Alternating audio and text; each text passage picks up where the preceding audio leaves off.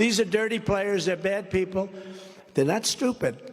You know, when you look at some of their policies, like open borders, et cetera, you say, are they stupid? They're not stupid, but they are, I think, really maybe trying to destroy our country because there's no other reason for it.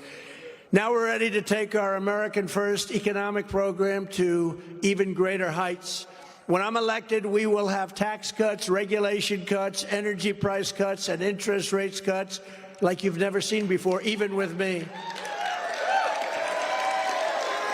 You know what caused the inflation was energy. It's not that complicated.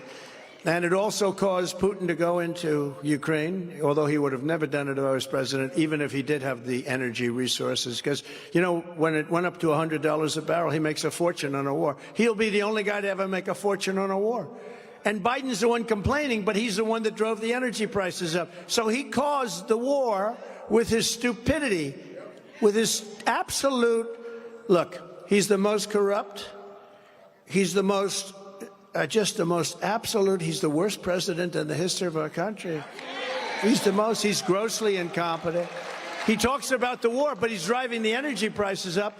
And Putin's whole economy is in energy. And so at $100 a barrel, no matter what he spends on the war, that's the way it is. But Putin would have never done it. I met with him many times. Ukraine was the apple of his eye. But I said, Vladimir, don't do it. Don't do it. If you do it, this is what's going to happen. Someday I'll tell you what I said. He said, no way. I said, way.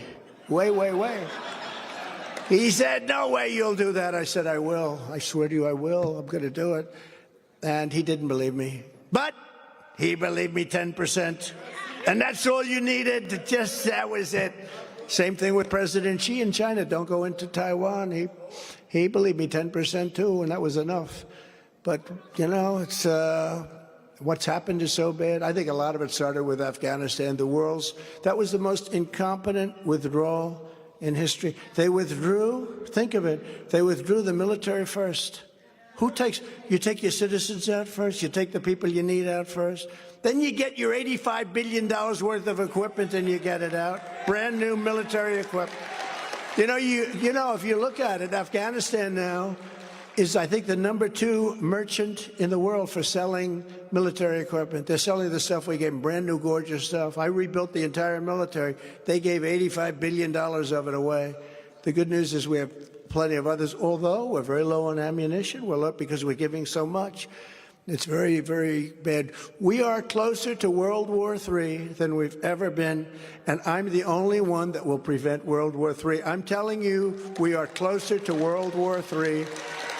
And that won't be a war with army tanks going back and forth. That will be a war with weaponry, the likes of which this world has never seen before. I know it. I know it better than anybody. And these are weapons. You'll need God. That's true. He said God. Well, thank you very much. That's a beautiful. He said, God gave me to you. How nice is that? Oh, I like this man. Wow. Well, I hope that's right. Oh, great. I hope you're right about that, though. That's a great honor that you even say it. Under the Trump administration, patriotic protectionism. We need protection. You know, some people say, oh, that's such a terrible word. It's not a terrible. Nationalism's not a bad word either. I'm nationalistic. I think most of the people here. But if you say that to the radical left lunatics, they'll say, oh, that's terrible, conspiracy. But it'll be the American way and the American way of life again. It used to be that way. It's time for a rebirth of loyalty to our country. We need loyalty to our country.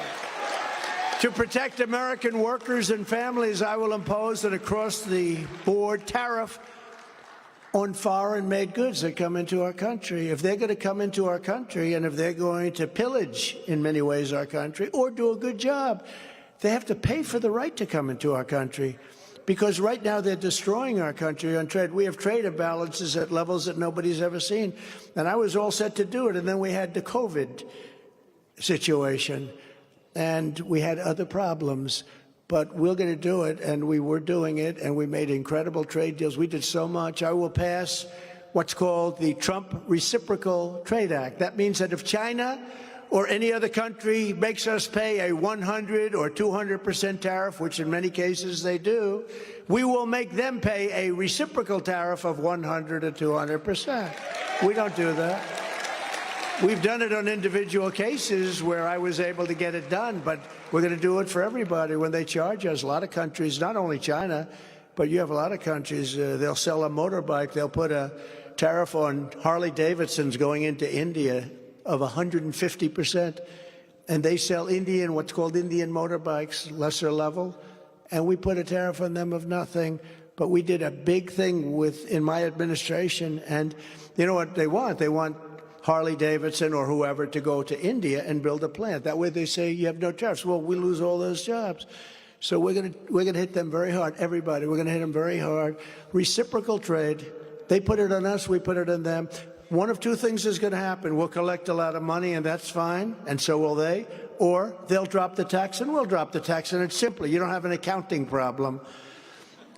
And as tariffs go on foreign countries, they go up, taxes go on American workers and small businesses and middle-class families will come way down as we do this, because all of this money that will be taken in, all of these jobs that will be taken in, you know, when you do that, you're going to be opening up plants here and all over the United States.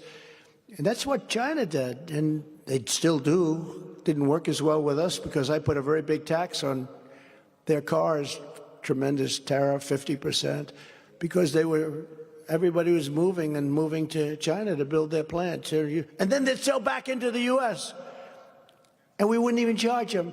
So we changed it around a lot. But now we're going to finish it with the big, I call it the Big Daddy, reciprocal trade.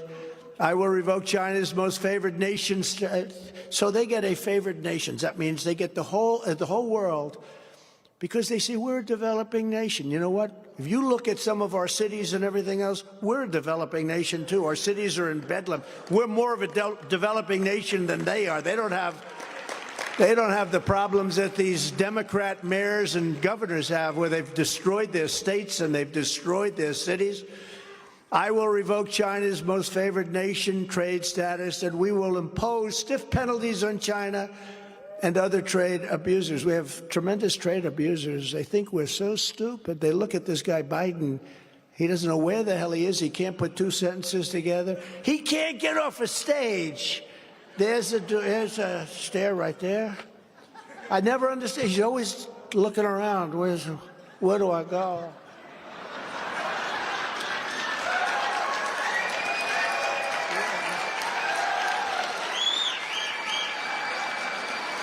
This guy is it's so bad. Can you imagine President Xi of China? He's sharp. You know, the press hates when I say he's sharp.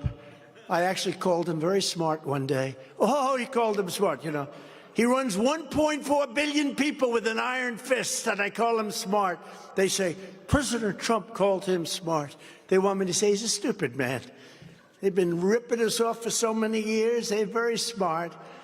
But can you imagine when they meet this guy, Biden? I mean, they see him. I see it. I talk to him. They say, we don't believe it. They think it's some kind of a game that I'm playing. It's like a chess game. They don't really believe this is happening. They say, what's going on here, Ashley? They say, what's going on here? There's some kind of a game being played. This can't be possible. The guy can't talk. He just gave a 1 minute and 15-second speech. That's a big speech for him. On what happened today in Israel, 1 minute and 15 seconds. It wasn't it wasn't Winston Churchill, let's put it that way. Never have so few done so much for so many. This was not Winston Churchill. He was talking about the Spitfire pilots. You know that? The Spitfires, they knocked the German planes, which were bigger, better, stronger, but the Spitfires were unbelievable by luck or whatever. But they could turn on a screw. These big, strong, powerful planes, they couldn't fight with them. But he said, never have so few done so much for so many. And Biden doesn't talk that way.